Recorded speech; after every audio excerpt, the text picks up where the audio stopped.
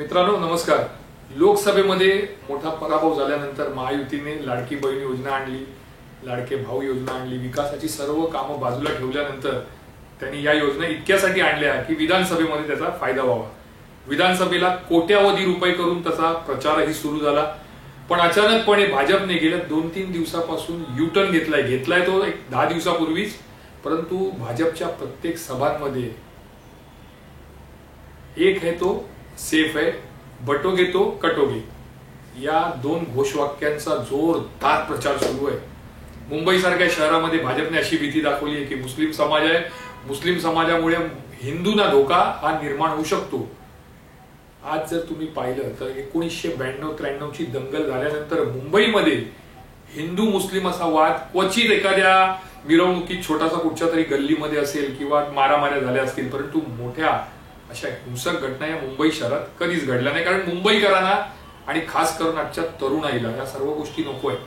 प्रेमाने वागणं, आपला कामधंदा, आपल्या नोकरी, आपला परिवार आणि आपण या गोष्टीमध्ये जास्ती करून या आजच्या तरुणाईने ते स्थान दिलंय म्हणा किंवा त्याला प्राधान्य दिलंय असं म्हणा। पण तरी देखील भाजपने आता नव्याने सुरू केलंय की नाही मुस्लिमांपासून सावध राहा। मग फडणवीस एखादी क्लिप बाहेर काढतात, त्याच्यानंतर मोदी इथे येतात आणि काहीतरी सांगून जातात, योगी आदित्यनाथ येतात, बटोगे तो कटोगे असं सांगून सावध करून जातात। पण मला असं वाटतं की मुंबई सारख्या शहरामध्ये जर खरंच मराठी माणसाला मुस्लिम समाजापासून धोका असेल किंवा हिंदूंना, पण खास करून मराठी माणसाला जर खरंच धोका असेल तर मग मराठी माणूस हा दुहेरी कात्रीत सापडलाय। कारण आज मुंबई सारख्या शहरामध्ये गुजराती लॉबीचाही तितकाच धोका आज मराठी माणसाला आहे। आणि म्हणून जर भाजप म्हणत असेल की मुस्लिमांच्या कचाट्यात मराठी माणूस सापडतोय, तर मी असं म्हणेन की हो, आज मराठी माणसाची अवस्था अशी आहे की मराठी अस्मिता विरुद्ध गुजराती लॉबी असं काहीसं समीकरण हे मुंबई शहरात तयार झालंय। 2000च्या पूर्वी मुंबईमध्ये जर ऑफिशियली 1.25 करोड मतदार होते तर त्याच्यामध्ये जवळपास 80 ते 85 लाख हे मराठी मतदार होते। आजची संख्या पाहाल तर ऑफिशियली जवळपास 1,70,00,000 आणि अनऑफिशियली जवळजवळ 2 कोटी लोक हे मुंबईत राहतात। आज मराठी माणसांची संख्या ही निश्चितच कमी होत 60 लाखावर आलेली आहे।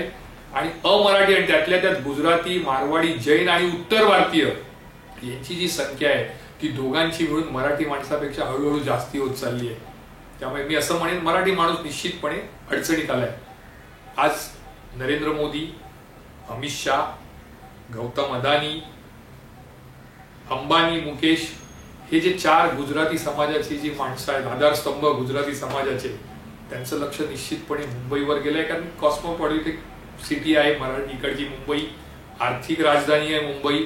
जे काही देशाच्या इतर भागात मिळत नाही ते सर्व काही मुंबईत मिळतं। महसूल मोठ्या प्रमाणात मुंबईत मिळतो, उद्योगपती म्हणा, मोठमोठी लोक म्हणा, सेलिब्रिटी म्हणा, हे सर्व मुंबईत राहतात।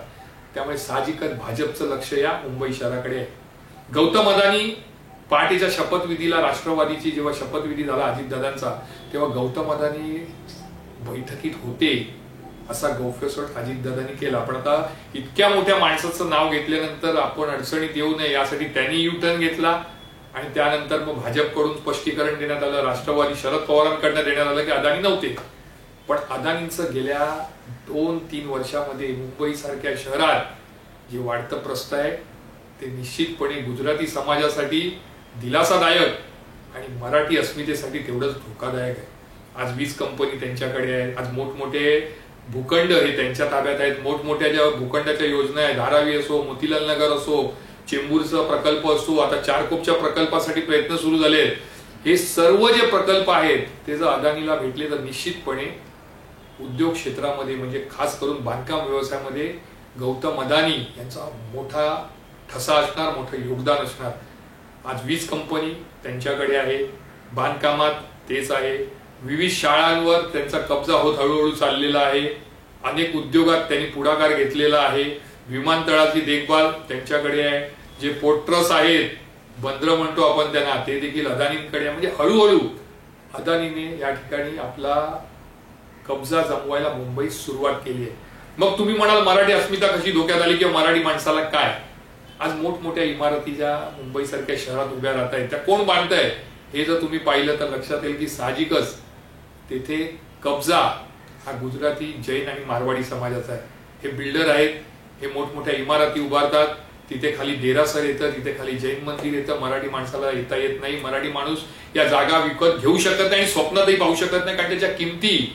मग तिथे वॉटर पार्क देणं काय, स्विमिंग पूल देणं काय, हेल्थ क्लब देणं काय. आणि जर 1.5 कोटीचा जो प्रकल्प, म्हणजे एक जागा 1.5 कोटीची असते एखादी 2 BHK, ती जाते 3.5 आणि 4 कोटीच्या घरात.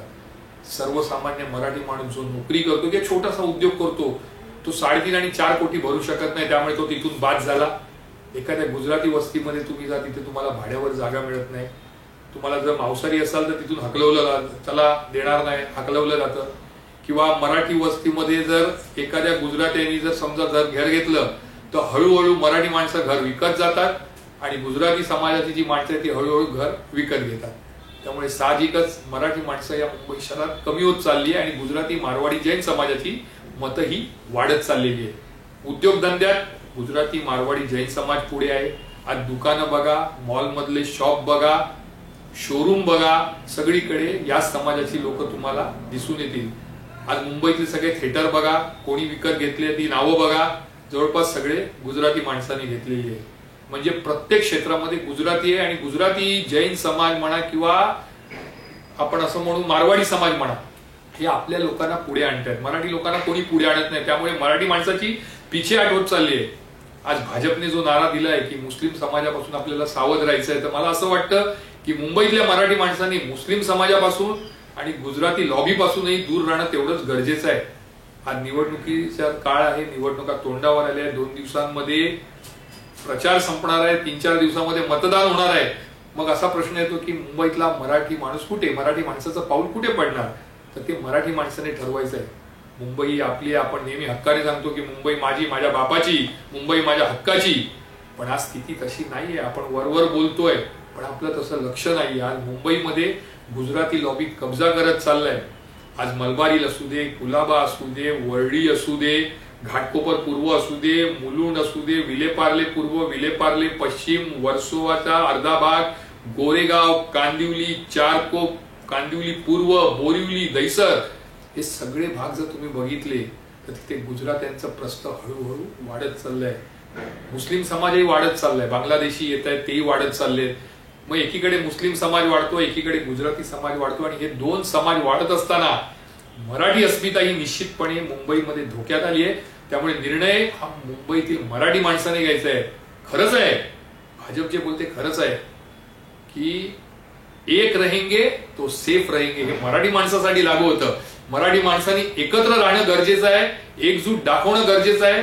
कारण आपण एकाच विळख्यात नाही, एकीकडे मुस्लिम समाज जर वाढत असेल, आपल्याला जर तो त्रासदायक ठरणार असेल, तर दुसरीकडे निश्चितपणे उत्तर भारतीय गुजराती मारवाडी लॉबी आहे, ही देखील आपल्याला आगामी काळात त्रासदायक ठरू शकते. त्यामुळे मराठी माणसांनी विचार करायचा की आपलं नेमकं पाऊल आपल्याला या विधानसभा निवडणुकीत कोणा दिशेने टाकायचं आहे. आज एवढंच. मी पुन्हा एकदा उद्या एखादा विषय घेऊन येईन, तोपर्यंत तुमची रजा घेतो. जय हिंद, जय महाराष्ट्र.